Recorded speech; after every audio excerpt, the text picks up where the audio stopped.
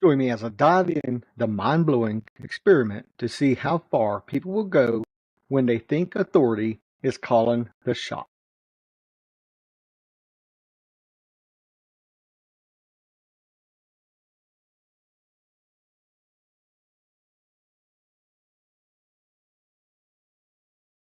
That's right. I'm talking about the Milgram experiment. It's one of the most famous psychological studies of all times, and for a good reason.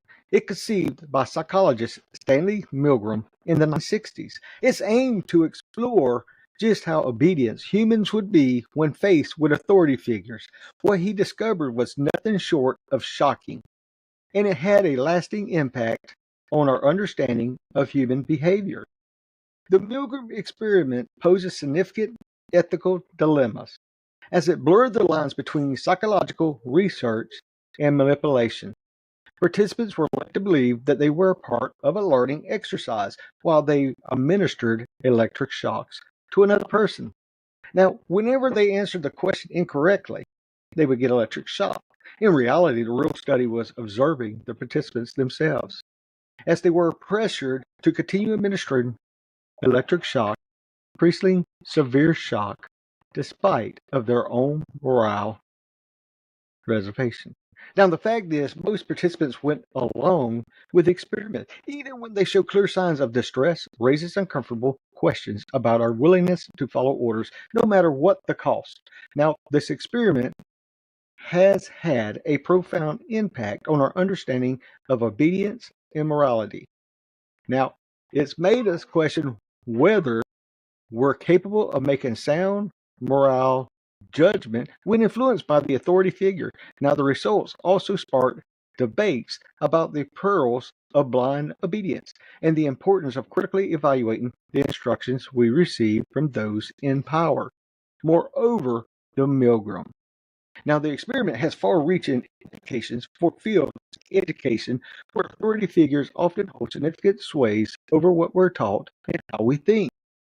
Now, the experiment's findings have also led to a re-evaluations of the roles of significant situation factors in shaping our behaviors. It has become clear that our actions are often determined by the specific contents we find ourselves in, rather than inherent moral character. Now, this is realization has significant implications for how we approach issues like corporate conformity, political obedience, and even the rise of the Nazi Party in World War II.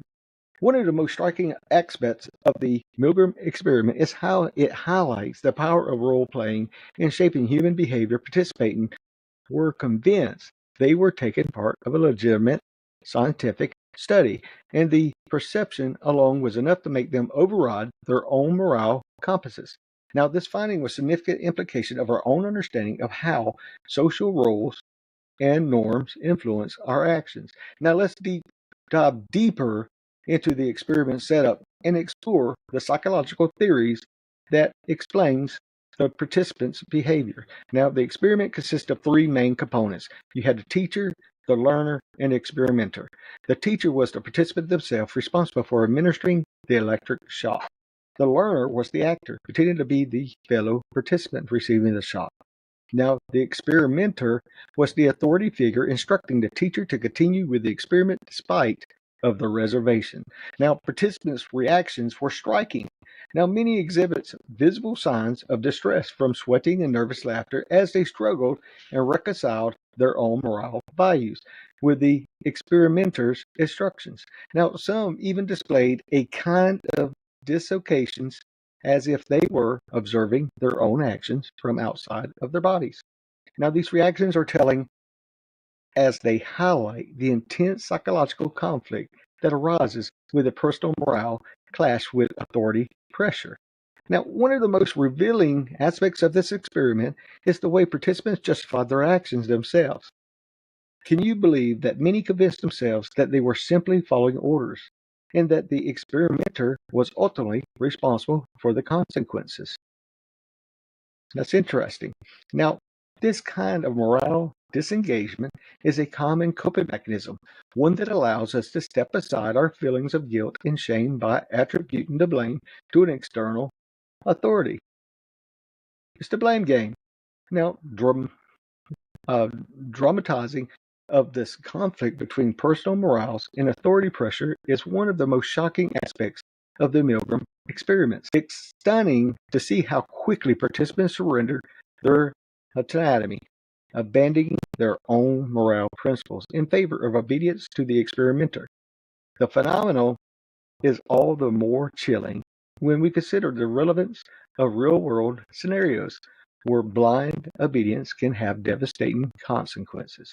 As we explore more shocking moments from this experiment, it's striking how dramatically the participants' moral values were overridden by the pressures to conform.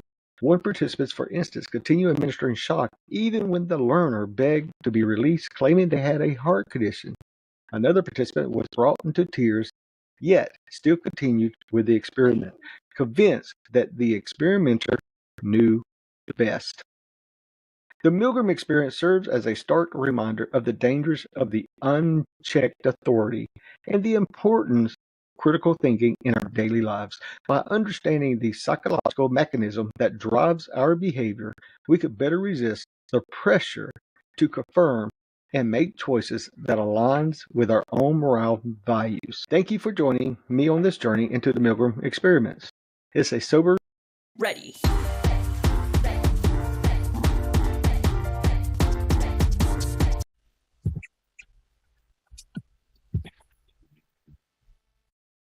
All right, join me as I dive deep into the dark secrets of the Stanford prison experiment and see if I can reveal the truth behind this shocking outcome. Ready.